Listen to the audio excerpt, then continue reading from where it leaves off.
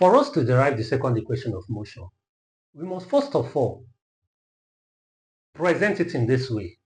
Now, for an object which is moving either in a constant or uniform motion, for that object to have attained its final velocity, it must have had its initial velocity.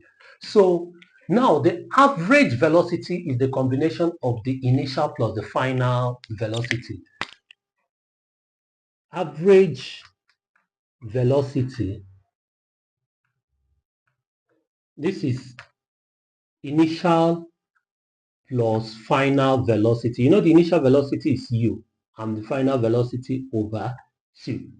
All right, now, so substituting the first equation of motion into this, remember the first equation of motion states that v is equal to u plus at.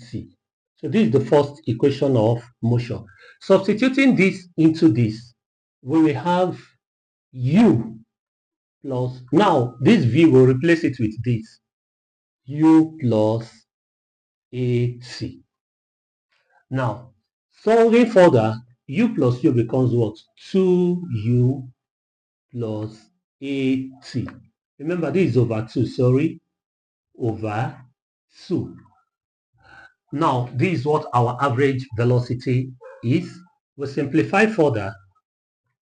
This becomes 2u over 2 plus at over 2. 2 will cancel 2.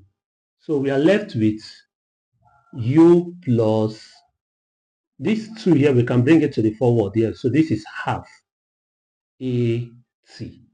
So let's take note of this. Average velocity is the same thing as speed. So, and we know that the speed is equal to what? Distance over time. Now this distance, let's represent it with s, and this is over t.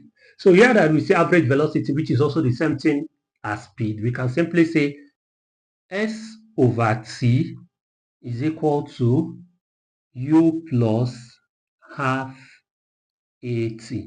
Now we want s to stand alone, therefore we need to multiply, cross multiply. So x therefore will be t into bracket u plus half at.